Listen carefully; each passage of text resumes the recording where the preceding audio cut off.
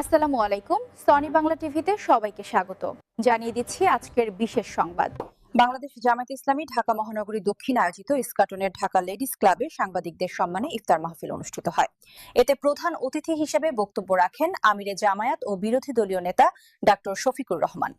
আসসালামু আলাইকুম ওয়া রাহমাতুল্লাহ। বাংলাদেশ জামায়াত ইসলামী ঢাকা মহানগরী দক্ষিণ কর্তৃক আয়োজিত সংবাদ জগতের সম্মানিত নেতৃবৃন্দ এবং সাংবাদিক বন্ধুদের নিয়ে আয়োজিত আজকের ইফতার মাহফিলের প্রিয় সম্মানিত সভাপতি, মহানগরী দক্ষিণের সম্মানিত আমির জনাব নুরুল ইসলাম বুলবুল এমপি, মঞ্চে বসা সংবাদ জগতের সম্মানিত নেতৃবৃন্দ, সংসদ সদস্যবৃন্দ, সাংবাদিক বন্ধুগণ, সুধীমণ্ডলী, আমি আল্লাহ তাআলার শুকরিয়া আদায় করছি যে আজকে রাষ্ট্রের চতুর্থ স্তম্ভের সাথে আমাদের এই ইফতার।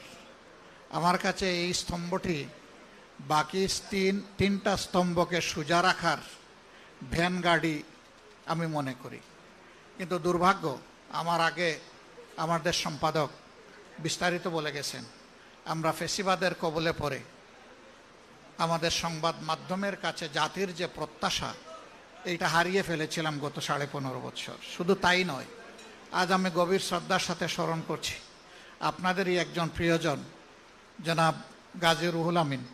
তিনি আজীবন সংবাদ মাধ্যমের স্বাধীনতার পক্ষে লড়াই করে গিয়েছেন, মানুষের অধিকারের পক্ষে লড়াই করে গিয়েছেন। তাকেও নিবর্তিত হয়ে জেলে পুরা হয়েছিল। শেষ পর্যন্ত সেই ধাক্কা আল্লাহই ভালো জানেন, সামলাতে না পেরে তিনি দুনিয়া থেকেই বিদায় নিয়েছেন। আমি তার প্রতি শ্রদ্ধা নিবেদন করছি এবং তার মাগফিরাত কামনা করছি আল্লাহর দরবারে। শুধু তাই না, আমাদের সম্পাদকের সাথে কি আচরণ করা হয়েছে দফায় দফায় আপনারা জানেন। এমনকি তাকে হত্যার উদ্দেশ্যে প্রকাশ্য দিবালোকে কোর্ট প্রাঙ্গণেও তার উপরে আক্রমণ চালানো হয়েছিল, রক্তাক্ত করা হয়েছিল। সাংবাদিক শহীদুল আলম তার আরেক নজির, কবি ফরহাদ মাজহার কিডন্যাপ হয়েছেন তার নজির। এরকম কতজনের কথা বলবো আমি জানি না। মূল উদ্দেশ্য ছিল সংবাদ মাধ্যমে যারা সত্যিকার অর্থে সাদাকে সাদা বলবেন, কালোকে কালো বলবেন, তাদের কণ্ঠগুলা স্তব্ধ করে দেওয়া, এবং তারা সফল হয়েছিল। সেই সফলতার রেশ এখনো চলছে বলে মাঝে মাঝে যেন মনে হয়। আমরা ফেসিবাদ থেকে আংশিক নয়, পূর্ণ মুক্তি চাই। এটা যার আমলেই হোক, যখনই হোক।